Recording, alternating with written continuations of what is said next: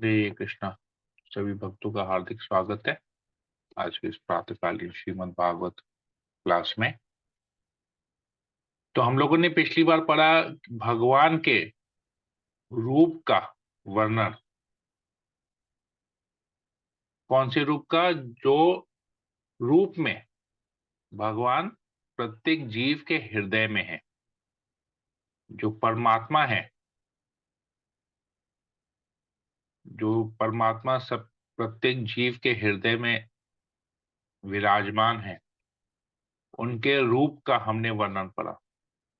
किस प्रकार उस चतुर्भुज रूप में एक हाथ में शंख, एक हाथ में चक्र, एक हाथ में पद्म, एक हाथ में गदा पकड़े हुए हैं, स्वर्ण मुकुट पहने हुए हैं, बहुत सारे आभूषण, स्वर्ण आभूषण जिसमें अलग अलग प्रकार के मणियां जड़ी हुई हैं, उससे पूर्ण रूप से भगवान सुशोभित हैं। भगवान के वक्ष स्थल में एक कौस्तुभ मणि है। भगवान के पैरों में नुपुर है, कुंडल है, कानों में के घुंघरालू बाल हैं, केश नील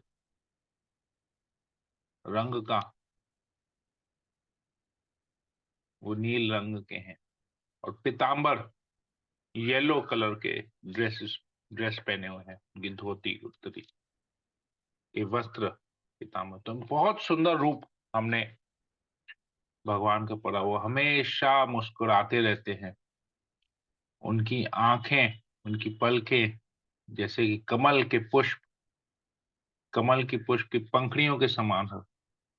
इतना सुंदर। और हमने उसका एक चित्र भी देखा और एक एक चीज को हमने बहुत बारीकी से उसको हमने देखा। तो ये सब हमने पिछले बार पढ़ा। और उसी परमात्मा का हमको इस प्रकार यहाँ पर सुखदेव गोस्वामी बता रहे हैं कि कैसे उस परमात्मा का हमको ध्यान करना चाहिए। अब इसी श्रृंखला में और हम लोग आज आगे पढ़ेंगे श्लोक नंबर 12 से। ओम ज्ञानतिमिरान्धस्य ज्ञानाञ्जनशलाकया चक्षुरुन्मीलितं येन तस्मै श्री गुरुवे नमः। नमो विष्णुपादाय कृष्णप्रेष्ठाय भूतले श्रीमते भक्ति वेदांत स्वामिनिति नामिने। नमस्ते सरस्वती देवी गौरवाणी प्रचारिणे निर्विशेष शून्यादि पाश्चात देशतारिणे। हे कृष्णा करुणा सिंधु दीनबंधु जगतपते गोपेश गोपिका कांत राधा कांत नमस्तुते। तप्त कांचन गौरांगी राधे वृंदावनेश्वरी वृषभानुसुते देवी परमामि हरिप्रिये। वाञ्छाकल्पतरुभ्यश्च कृपा सिन्धुभैव च पतितानां पावनेभ्यो वैष्णवेभ्यो नमो नमः। जय श्री कृष्ण चैतन्य प्रभु नित्यानंद श्री अद्वैत गदाधर शिवासादि गौर भक्तवृंदा। हरे कृष्णा कृष्ण कृष्ण हरे हरे, हरे राम राम राम की मंगलाचरण की जय। ओम नमो भगवते वासुदेवाय। ओम नमो भगवते वासुदेवाय। ओम नमो भगवते वासुदेवाय। श्रीमद् भागवतम दूसरा स्कंद अध्याय 2 श्लोक नंबर 12।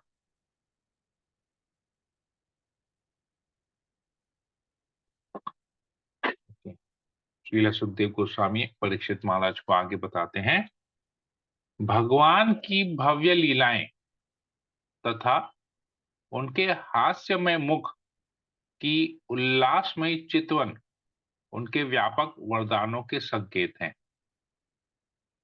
अतएव मनुष्य को चाहिए कि जब तक ध्यान द्वारा उसका मन भगवान पर स्थिर रखा जा सके, तब तक मन को उनके इसी दिव्य रूप में एकाग्र करें। देखिए कितना सुंदर बात यहां पर सुखदेव गोस्वामी बताते हैं कि भगवान की जो लीलाएं हैं और भगवान का जो हास्य मुख, हास्यमय मुख है, वो क्या संकेत करता है? उनके वरदान का, उनकी कृपा का। भगवान अगर मुस्कुरा रहे हैं हमें देख के, तो ये भगवान की कृपा है।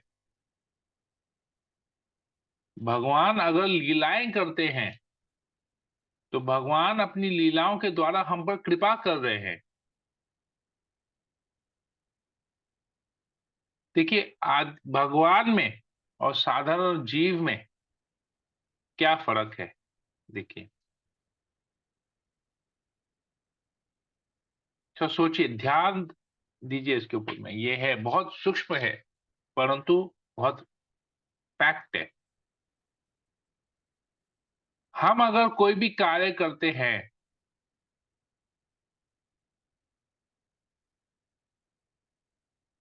उस कार्य के द्वारा हम किसी के ऊपर कृपा नहीं करते। उस कार्य के द्वारा हम फेमस बनना चाहते हैं। हम चाहते हैं कि लोग हमारा यशोगान करें।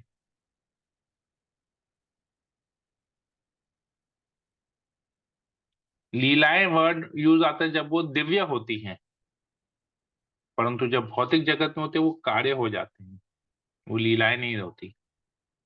तो हम कोई भी क्रिया करते हैं, कोई भी कार्य करते हैं,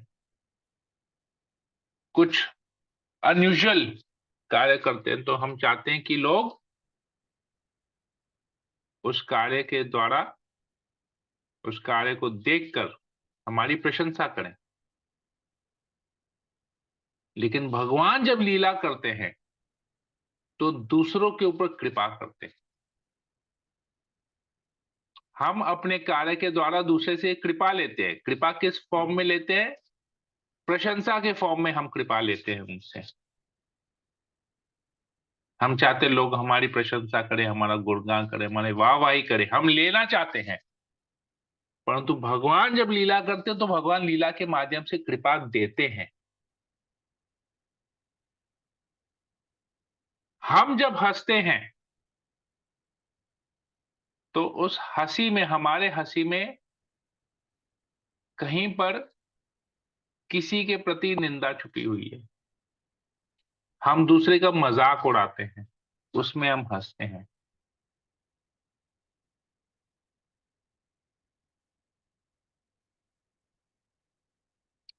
अच्छा हुआ उसके साथ ऐसा हुआ, हंसते हैं, मुस्कुराते हैं।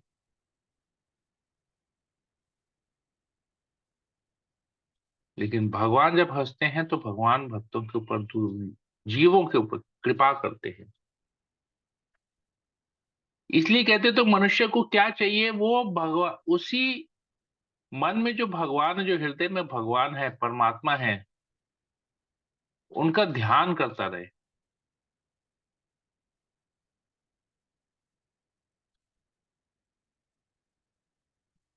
तो वो जब तक उस परमात्मा के ऊपर ध्यान करेगा तब तक उसका मन एकाग्र होगा। जैसे ही मनुष्य अपने ध्यान को उस परमात्मा से खींच लेगा, परमात्मा से विमुख हो जाएगा, उसका ध्यान भंग हो जाएगा। तो भगवान पर ध्यान करना चाहिए, उस परमात्मा के रूप पर ध्यान करना चाहिए। तब तक मन एकाग्र रहेगा, शांत रहेगा, एक जगह रहेगा। ज्यों ही भगवान से हम ध्यान हटाएंगे तो हमारा मन 50 दिशाओं में भागेगा। इसलिए कहते हैं, जब हम हरिनाम करते हैं, हम जब जप करते हैं, तो हमको उस हरिनाम के हर एक अक्षर पर, जो 16 अक्षर का जो हरिनाम हरे कृष्ण महामंत्र है, तो हमको अपना मन उस अक्षरों पे, उस शब्द ध्वनि में एकाग्र करना चाहिए। अपना मन उस साउंड वाइब्रेशन को सुनने में लगाना चाहिए। जब हम हरे कृष्ण महामंत्र जप करते हैं तो एक एक अक्षर, एक एक वर्ड के ऊपर हमको ध्यान देना पड़ेगा। हरे कृष्णा कृष्णा कृष्णा हरे हरे, हरे राम राम राम हरे हरे। ध्यान पूर्वक हमको सुनना होगा उसको। तभी हमारा मन एक जगह होगा, तभी हमको उस जप करने का बेनिफिट मिलेगा। परंतु अगर हम जप करते हो सब जगह इधर उधर मन भागेगा तो हमको जप का बेनिफिट नहीं मिलेगा। तो वही चीज यहाँ पर बता रहे हैं सुखदेव गोस्वामी, तो भगवान के रूप का ध्यान करना पड़ेगा तभी उसका बेनिफिट मिलेगा, नहीं तो मन इधर उधर भागेगा। तो वही चीज भगवान के दिव्य नाम में और भगवान के में कोई अंतर नहीं है। नाम नाम अकारी बहुधा निज सर्वशक्ति। भगवान कहते हैं कि चैतन्य महाप्रभु कहते हैं भगवान ने अपने नाम में पूरी शक्ति डाल दी है। कली काले नाम रूपे कृष्ण अवतार। इस कलयुग में भगवान श्री कृष्ण ने नाम के रूप में अवतार लिया है। तो भगवान का दिव्य नाम ये हरे कृष्ण महामंत्र भगवान में के दिव्य रूप में भगवान में कोई अंतर नहीं है। का तात्पर्य कोई पढ़ लेगा?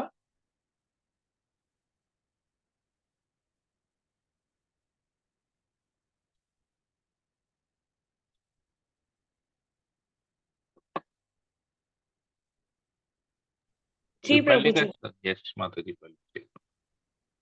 भगवत गीता में कहा गया है कि निर्विशेषवादी अपने निराकार ध्यान के कारण अनेक कठिनाइयों से गुजरता है, लेकिन भगवान की साकार सेवा के कारण भक्त सरलता से प्रगति करता रहता है। अतएव निराकार ध्यान निर्विशेषवादी के लिए कष्ट का कारण है। यहाँ पर भक्त को निर्विशेषवादी चिंतक की तुलना में एक लाभ है। निर्विशेषवादी भगवान के साकार रूप के विषय में संशय युक्त रहता है, अतएव वह सदैव ऐसी वस्तु का ध्यान करने का प्रयास करता है जो साकार नहीं है। इसी कारण से भागवत में भगवान के यथार्थ स्वरूप पर ध्यान एकाग्र करने के लिए प्रामाणिक वक्तव्य दिया गया है। यहाँ पर ध्यान की जिस विधि का अनुमोदन किया गया है वह भक्ति योग अर्थात भौतिक अवस्थाओं से मुक्त होने के बाद की भक्ति विधि है। ज्ञान योग भौतिक अवस्थाओं से मुक्ति की विधि है। संसार की अवस्थाओं से मुक्त हो लेने के बाद अर्थात निवृत्त होने पर, जैसा कि पहले कहा जा चुका है, या जब कोई समस्त भौतिक आवश्यकताओं से मुक्त हो जाता है तो वह भक्ति योग विधि को संपन्न करने के योग्य बन जाता है। अतएव भक्ति योग में ज्ञान योग निहित है, अथवा दूसरे शब्दों में शुद्ध भक्ति की विधि एक साथ ज्ञान योग का भी काम करती है। शुद्ध भक्ति के क्रमिक विकास से भौतिक दशाओं से स्वतः मुक्ति प्राप्त हो जाती है। भक्ति योग के ये प्रभाव अनर्थ निवृत्ति कहलाते हैं। भक्ति योग की प्रगति के साथ साथ कृत्रिम रूप से अर्जित की गई वस्तुएं क्रमशः लुप्त हो जाती हैं। भगवान के चरण कमलों का ध्यान जो प्रथम सोपान के रूप में है, अनर्थ निवृत्ति के द्वारा अपना प्रभाव दिखाएगा। अनर्थ का सबसे स्थूल प्रकार जो बद्ध जीव को जगत से बांधता है वह काम वासना है, और वह काम वासना धीरे धीरे विकसित होकर नर तथा नारी का मेल कराती है। नर नारी का मिलाप हो जाने पर घर, बच्चे, मित्र, संबंधी तथा संपत्ति के जुट जाने से काम वासना और अधिक बढ़ती है। जब इन सबकी प्राप्ति हो जाती है तो बद्ध जीव इन सारे बंधनों से अभिभूत हो उठता है और मिथ्या अहंकार भाव या मैं और मेरा का भाव प्रधान बन जाता है, और काम वासना विविध राजनीतिक, सामाजिक, परोपकारी तथा अन्य अवांछित कार्यकलापों में विस्तारित हो जाती है। मानो समुद्री लहरों पर तैरता फेन हो जो कभी तो स्पष्ट दिखता है किंतु दूसरे ही क्षण उसी तरह लुप्त हो जाता है।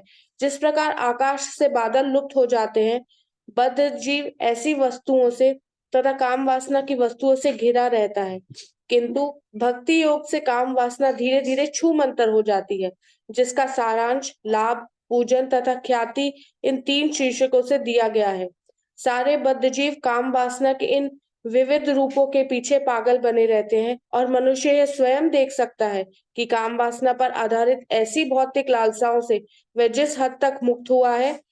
जिस प्रकार भोजन के हर कौर खाने से मनुष्य की भूख बुझ जाती है, उसी तरह उसे पता चल सकेगा कि वह काम वासना से किस हद तक मुक्त हुआ है। भक्ति योग की प्रक्रिया से काम वासना अपने विविध रूपों सहित घटती जाती है, क्योंकि भक्ति योग से भगवत कृपा से स्वतः ज्ञान तथा वैराग्य उत्पन्न होता है। भले ही भक्त भौतिक दृष्टि से ठीक से शिक्षित न हो, ज्ञान का अर्थ है वस्तुओं के उनके उसी रूप में जानना, और यदि विचार विमर्श से यह ज्ञात हो जाए कि कुछ वस्तुएं ऐसी हैं जो सर्वथा अनावश्यक है, तो वह स्वाभाविक है कि जिसने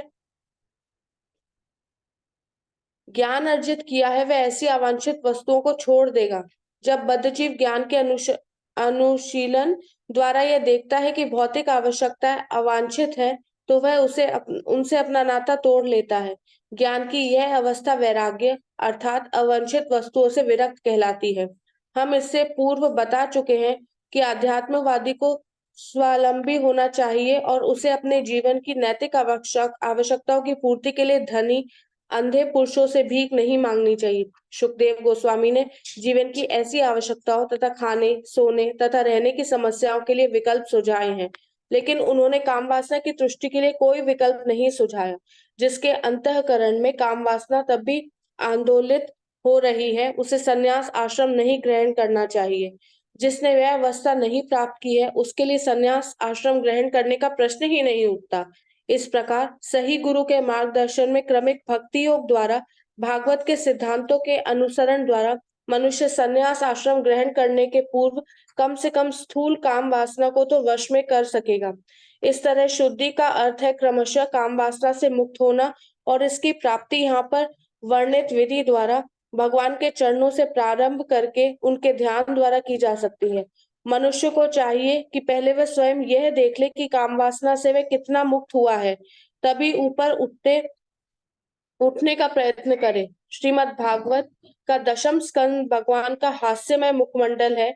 ऐसे अनेक नवसिखिए हैं जो तुरंत ही दशम स्कंद के से अध्ययन प्रारंभ करने लगते हैं, और उसमें भी विशेष रूप से वे 5 अध्याय जिनमें भगवान की रासलीला का वर्णन है, यह निश्चय ही अनुचित है। भागवत के ऐसे अनुचित अध्ययन या श्रवण से भौतिक असरवादियों ने भागवत के नाम पर विषयी जीवन में लिप्त होकर उधम मचा रखा है। भागवत के इस तरह लांछित करने का कार्य तथाकथित भक्तों के कार्यों से संपन्न हुआ है। इसके पूर्व कि कोई भागवत वाचन का प्रदर्शन करे, उसे समस्त प्रकार की काम वासनाओं से मुक्त होना चाहिए। श्री विश्वनाथ चक्रवर्ती ठाकुर ने शुद्धि का अर्थ काम विषयों में निर्लिप्त होना बताया है। वे कहते हैं, यथा तथा धीष्ट शुष्यति विशेष्य लांपट्यम त्यजति तथा तथा धारयति चित शुद्धितात्मनेव ध्यानतारम्योक्तम। और ज्यों ही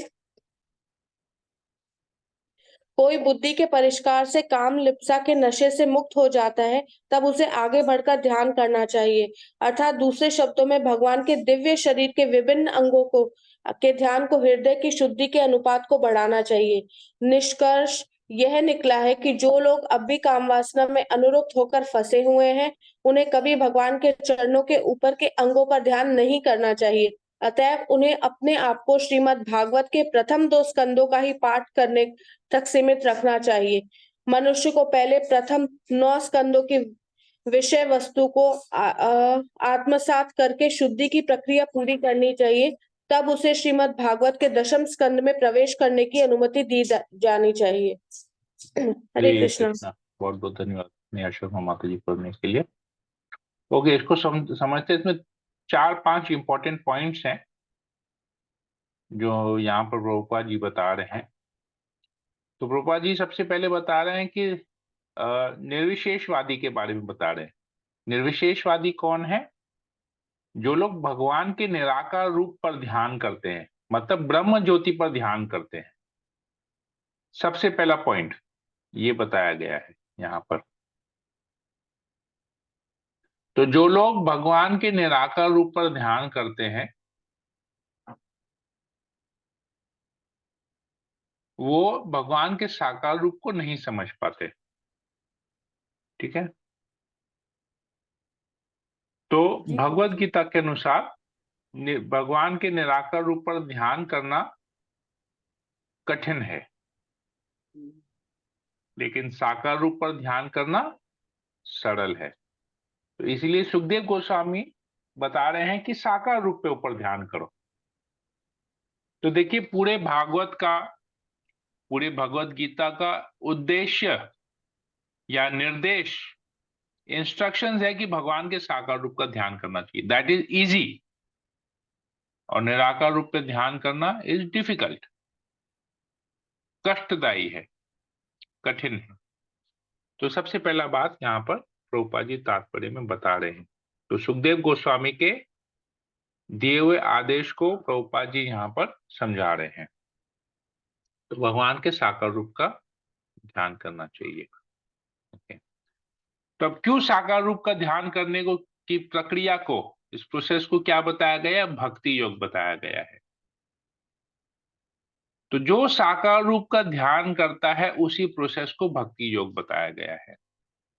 और भगवान भगवत गीता में कहते हैं कि जितने भी प्रकार के योग हैं, चाहे वो ज्ञान योग हो, कर्म योग हो, ध्यान योग हो, उन सब योग प्रोसेस के में जो भक्ति योग है वो सर्वश्रेष्ठ है। भगवान इस भगवत गीता में इस बात की कंफर्म करते हैं, इस बात को। योगी नाम अपनी सर्वेशाम, भगवान भगवत गीता के मतलब, तो जितने भी योगी हैं उसमें सर्वश्रेष्ठ योगी वही है जो भक्ति के माध्यम से, भक्ति योग के द्वारा भगवान से जुड़ा हुआ है। तो भगवान स्वयं ही कह रहे हैं कि भक्ति योग सर्वश्रेष्ठ है। और भक्ति योग का मतलब है भगवान के साकार रूप का ध्यान करना।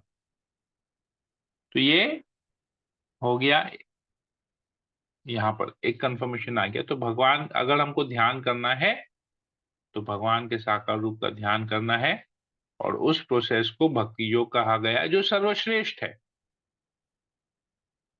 अब भक्ति योग कैसे होगा उसके बारे में बता रहे हैं। तो भक्ति योग का मतलब है काम वासनाओं से मुक्त होना। अब कोई प्रश्न ये कर सकता है कि प्रभु हमारी तो भौतिक इच्छाएं हैं, तो क्या भौतिक इच्छाओं को नहीं रखेंगे? तो भौतिक इच्छाएं तो खत्म ही नहीं हो रही हैं, तो क्या भक्ति योग नहीं कर पाएंगे? यहां पर दिया गया है कि भौतिक अवस्थाओं से मुक्त होने के बाद की भक्ति विधि है। ठीक है, ये प्रभुपाद यहाँ पर लिख रहे हैं कि यहाँ पर ध्यान की जिस विधि का अनुमोदन किया गया है वह भक्ति योग अर्थात भौतिक अवस्थाओं से मुक्त होने के बाद की भक्ति विधि है। तो भौतिक अवस्थाओं से मुक्त हो जाएंगे तभी भक्ति योग कर पाएंगे। ये प्रोसेस, तभी तो हम ध्यान कर पाएंगे। अभी तो ध्यान नहीं कर पा रहे क्योंकि अभी बहुत सारी चिंताएं, बहुत सारी विषयों के बारे में हम सोच रहे हैं, हमारे मन में बहुत सारी बातें चलती है, जिसकी वजह से हम भगवान के दिव्य रूप का, परमात्मा के दिव्य रूप का, भगवान के नाम का,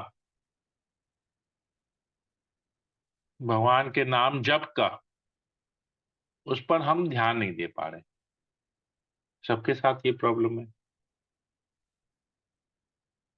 तो यहाँ पर बता रहे हैं कि ये तभी पॉसिबल है जब हम भौतिक अवस्थाओं से मुक्त होंगे। तो भौतिक अवस्था से मुक्त कैसे होंगे फिर? ऑल ऑफ अ सडन तो भौतिक कार्य बंद नहीं कर सकते। रूपा जी यहाँ पर बता रहे हैं कि अगर कोई काम वासना से मुक्त नहीं है तो संन्यास नहीं ले सकता है। संन्यास लेने का मतलब है भौतिक अवस्थाओं से मुक्त होना। तो अभी तो हम भौतिक जगत में फंसे हुए हैं, भौतिक कार्यकलाप में हैं, कैसे होगा? रूपा जी पूरा प्रोसेस बता रहे हैं यहाँ पर। ये जो इच्छा है, इन इच्छाओं को काम वासना कहते हैं। तो ये काम वासना डेवलप होता है स्त्री और पुरुष के बीच में आकर्षण पे, फिर विवाह होता है, फिर परिवार होता है। कैसे भौतिक बंधन में फंसते हैं, कैसे इस भौतिक अवस्थाओं में हम फंसते हैं, उसका प्रोसेस यहाँ बताया गया है। इच्छाएं, शरीर की इच्छाएं, मन की इच्छाएं, सब कुछ पूर्ति करते हैं। तो परिवार, फिर समाज, रिश्तेदार, देश, सब कुछ आ जाता है उसमें। धीरे धीरे सब कुछ ऐड हो जाता है। तो ये सब हमारी भौतिक अवस्थाओं को और बढ़ावा देता है, मतलब भौतिक बंधनों को और बढ़ावा देता है। भौतिक बंधन से छूटते नहीं है, भौतिक बंधनों में फंसते जाते हैं। तो भौतिक और भक्ति कब होगी? भौतिक अवस्था से जब मुक्त होंगे, भौतिक बंधनों से मुक्त होंगे तभी भक्ति होगी। तो मतलब अभी हम जो कर रहे हैं वो क्या बेकार है? हम तो भौतिक बंधन में फंसे हुए हैं, तो भक्ति बेकार है, फिर मतलब हम भक्ति कर ही नहीं रहे हैं। कैसे होगा भक्ति, कैसे मुक्त हो पाएंगे? तो प्रोसेस ही यही है, भक्ति योग का प्रोसेस है। इसलिए कहते हैं सबसे पहले हमको हरिनाम जप करना चाहिए, हरे कृष्ण महामंत्र द्वारा। तो भौतिक अवस्था से मुक्त होने का प्रोसेस ही भक्ति है, और भक्ति करते करते करते करते हम आप भौतिक अवस्था से मुक्त हो जाएंगे। तो दोनों एक दूसरे को सहायक बनेंगे। भौतिक अवस्था में फंसे हुए हैं तो भक्ति करना चाहिए, जिससे धीरे धीरे धीरे धीरे हम भौतिक अवस्था से मुक्त हो जाएंगे, धीरे धीरे, over a period of time. अब ये डिपेंड करता है कि हमारी जो साध, इसलिए हमारे हमारे हम जो अभी भक्ति भक्ति योग जो हम प्रैक्टिस करते हैं, इसलिए हम लोग अपने आप को साधक कहते हैं, हम अपने आप को भक्त नहीं कहते। हमें अपने आप को साधक समझना चाहिए, इसलिए हमें साधना दी गई है करने के लिए, प्रैक्टिस करना है हमको, साधना करनी है। हम साधक हैं, हम भक्त नहीं हैं। इस साधना के प्रोसेस को फॉलो करते करते करते करते हम अल्टीमेटली भक्त बनेंगे। तो ये प्रैक्टिस करना है हमको। जैसे इसको कहते हैं, अगर इसको भौतिक दृष्टि से अगर समझना हो, जैसे कोई क्रिकेट खेलता है तो वो तुरंत मैदान में जाके मैच नहीं खेलता, वो पहले नेट प्रैक्टिस करता है, किसी कोच से गाइडेंस लेता है, bowling coach, batting coach, fielding coach, उससे गाइडेंस लेता है, पहले नेट में प्रैक्टिस करता है। उसके बाद नेट में प्रैक्टिस करते करते करते करते जब वो उस स्टैंडर्ड तक पहुंचता है, तब जाके वो मैच खेलता है, बकायदा स्टेडियम में जाके नेशनल लेवल पे, इंटरनेशनल लेवल पे अपनी टीम को रिप्रेजेंट करता है। सेम चीज है, हम कोई भी चीज सीखते हैं, जैसे हम गाड़ी चलाना सीखते हैं, तो हम पहले एक ड्राइवर के गाइडेंस में गाड़ी चलाना सीखते हैं, फिर धीरे धीरे धीरे धीरे वो एल प्लेट हमारे गाड़ी से हटता है, फिर हम अकेले चलाते हैं, फिर परिवार वालों को बिठा के चलाते हैं, फिर सीख जाते हैं। सेम चीज टू व्हीलर के साथ होता है, हमको कोई पकड़ के सिखाता है। सेम चीज कोई भी म्यूजिकल इंस्ट्रूमेंट, मतलब कोई भी चीज हमको सीखनी है, तो हमको उस चीज को सीखने के लिए गाइडेंस चाहिए, हमको प्रॉपर सही मार्गदर्शन चाहिए, सही गाइडेंस चाहिए, सही गुरु चाहिए। तो ये भक्ति योग परफेक्शन है। तो हमारी साधना भी हमको एक गुरु के गाइडेंस में करनी चाहिए। उस गुरु के गाइडेंस में जब हम करेंगे तो अल्टीमेटली हम भक्त बन जाएंगे। इस भक्ति योग को प्रैक्टिस करते करते हम करेंगे। तो भक्ति योग जब प्रैक्टिस करते हैं तो हमारा सबसे पहले क्या, अनर्थ निवृत्ति होती है। मतलब हमारे हृदय में, हमारे मन में जो अनर्थ है, मतलब जो बेकार की इच्छाएं हैं, वो खत्म हो जाती है। तो जब बेकार की इच्छाएं खत्म हो जाती है तो सही इच्छा रह जाती है। वो सही इच्छा क्या है, भगवान को कैसे खुशी करना। अनर्थ निवृत्ति हमको इस भौतिक जगत में बांध के रखती है। मैं और मेरा का जो भाव है वो खत्म हो जाता है। तब हम क्या सोचते हैं, नहीं ये सब कुछ भगवान का है, अभी मेरा कुछ नहीं है, मैं कुछ नहीं हूं, मैं भगवान का अंश हूं, मैं ये शरीर नहीं, मैं आत्मा हूं, मैं भगवान का अंश हूं। हम तो भगवान के हैं, मेरा कुछ नहीं है, सब कुछ भगवान का है। मैं और मेरा का स्वामित्व हट जाता है और भगवान प्रधान बन जाते हैं उसमें। अवांछित आवश्यकताएं हमारी खत्म हो जाती हैं। तो ये यहाँ पर ये प्रोसेस है, पूरा एक प्रॉपर साइंटिफिक प्रोसेस है। तो तो ये प्रोसेस है। तो ये हम भागवत जब पढ़ते हैं, शुरू से लेके हमको पढ़ना चाहिए। तो रूपा जी बहुत बता रहे कि बहुत जन भागवत जो प्रवक्ता है वो भी दशम स्कंद पे चले जाते हैं, भगवान की लीलाओं के ऊपर चर्चा करते हैं। नहीं, भगवान की लीलाओं के ऊपर चर्चा करने से पहले हमको समझना पड़ेगा कि भगवान हमसे चाहते क्या है। भगवान अपनी लीलाओं के द्वारा हम पर कैसे कृपा कर रहे हैं, भगवान लीलाएं कर क्यों रहे हैं, वो हमको पहले समझना पड़ेगा। उसके बाद भगवान की लीलाओं को पढ़ेंगे, उसके बाद भगवान की लीलाओं के माध्यम से जो भगवान हम पर कृपा करना चाह रहे हैं वो उस कृपा को हम समझेंगे, फिर उस कृपा को हम अपने जीवन में ले पाएंगे, अपना पाएंगे। तो ये प्रोसेस को समझना पड़ेगा, और ये प्रोसेस ही है भक्ति योग, ये साधना, ये प्रोसेस है। ये क्योंकि इस श्लोक में क्या कहा गया है, सुखदेव गोस्वामी क्या कह रहे हैं परीक्षित महाराज को, प्रथम है कि भगवान जो अपनी दिव्य लीलाएं हैं, भगवान की जो भव्य लीलाएं हैं तथा उनका जो हास्यमय मुख है, वो उल्लास में चित्तवन उनके व्यापक वरदानों के संकेत हैं।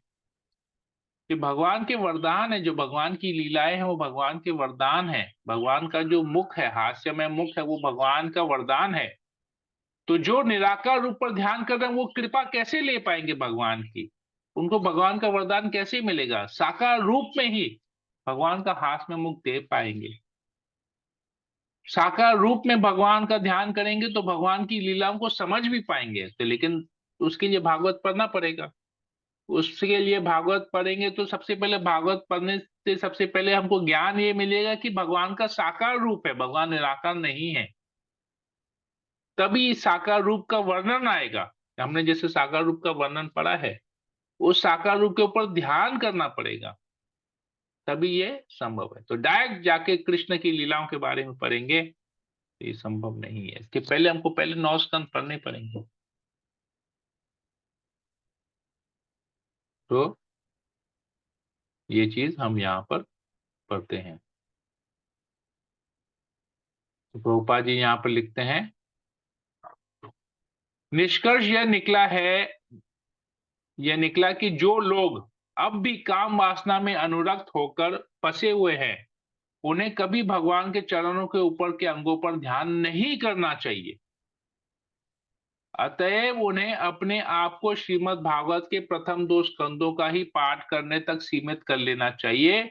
मनुष्य को पहले प्रथम 9 स्कंदों की विषय वस्तु के को आत्मसात करके शुद्धि की प्रक्रिया पूरी करनी चाहिए, तब उसे श्रीमद् भागवत के 10वें स्कंद में प्रवेश की अनुमति दी जानी चाहिए। तो हम जब तक काम वासना से मुक्त नहीं होते हैं तब तक हम 10वें स्कंद को नहीं समझ पाएंगे, भगवान की लीलाओं को नहीं समझ पाएंगे। तो भगवान की लीलाएं हमको साधारण लगेगी, दिव्य नहीं लगेंगी। तो ये यहाँ पर इंस्ट्रक्शन दिया गया है। हरे कृष्णा। ये बहुत यहाँ पर इंपॉर्टेंट पॉइंट है हमारे लिए। तो हमको भक्ति योग, हमको साधना करनी चाहिए। साधना करते करते करते करते प्रॉपर गाइडेंस में साधना करते करते करते करते भगवान दिया गया, भगवान के चरण कमलों के ऊपर जाना ही नहीं चाहिए हमको, क्योंकि वही हमारा असली पोजीशन है, भगवान के चरण कमल। तो भगवान के चरण कमलों का आश्रय पकड़े रहेंगे, भगवान के चरण कमलों को पकड़े रहेंगे तो धीरे धीरे भगवान की कृपा से हम वासना मुक्त हो जाएंगे। हरे कृष्णा। यहीं पर ही रखते हैं। किसी भक्त को कोई प्रश्न हो, कोई कमेंट हो तो मैं यहाँ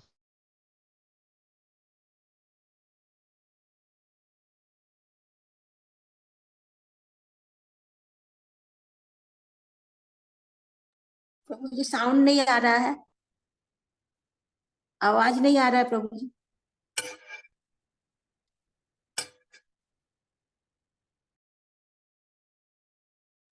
आप लोग बोलेंगे, मेरा तो आवाज, मैंने तो बोला कोई प्रश्न हो तो कोई पूछिए, कोई कमेंट हो तो बोलिए, आप लोग बोलेंगे।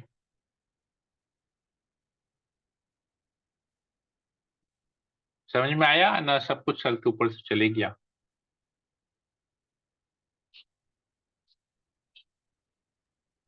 नहीं प्रभु जी, समझ में आया है। जो कोई प्रश्न है और किसी को कुछ हरे पूछना है? कृष्ण, हरे कृष्ण प्रभु जी। यस प्रभु जी, माता जी। जैसे हम लोग क्या है ना गृहस्थ, हाँ हरे कृष्ण माता प्रभु जी।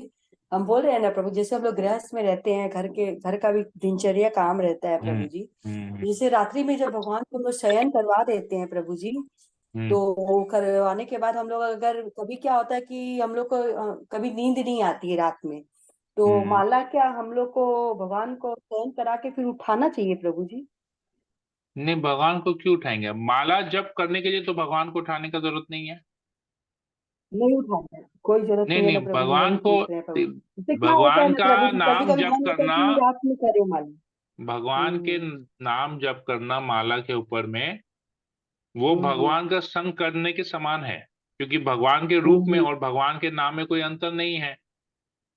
तो आप माला जप करने के लिए भगवान को क्यों उठाएंगे? भगवान को सोने दीजिए।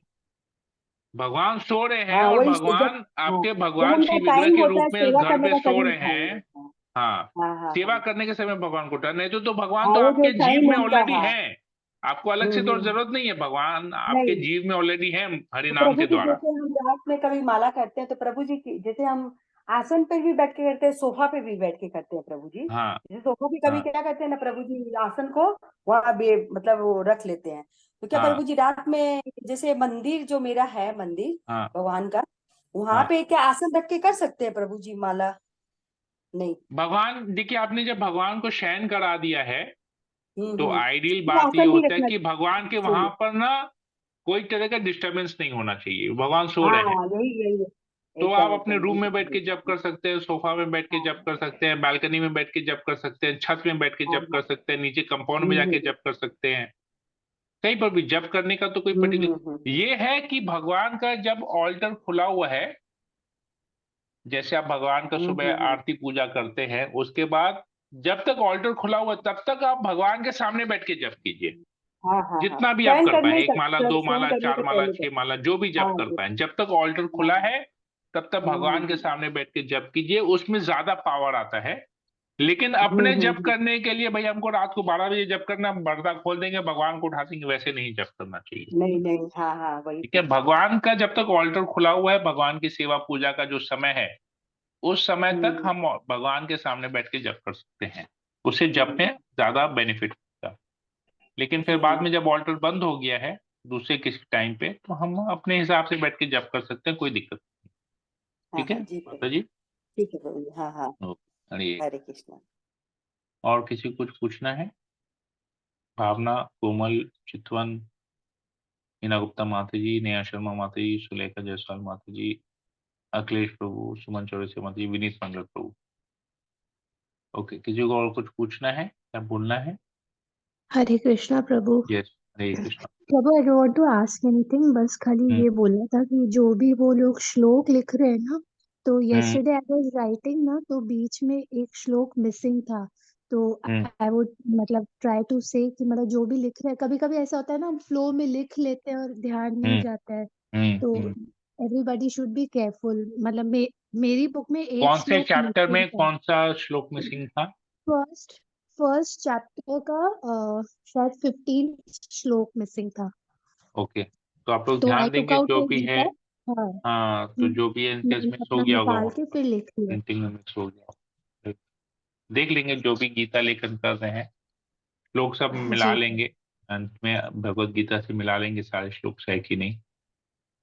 ठीक है, thank you Komal thank you प्रभु। For bringing this to the notice. Hare Krishna प्रभु जी, हरे पंडव कृष्ण। प्रणाम। बोलिए माता। प्रभु बोल रहे हैं कब तक जमा देना होगा करके? जन्माष्टमी से जो पहले जमा महामंत्र देना है। लिखना है प्रभु।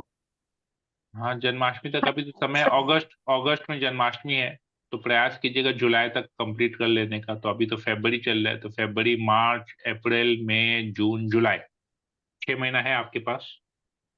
6 महीने में प्रयास कर लीजिएगा, अच्छा कर ठीक है लेंगे। प्रभु। ठीक है ना जी। हरे कृष्णा हरे प्रभु। कृष्ण हरे प्रभु। कृष्णा। यस भावना। प्रभु मेरे को भी चाहिए ये बुक, और यू लेकिन नीड इन इंग्लिश इंग्लिश? में चाहिए।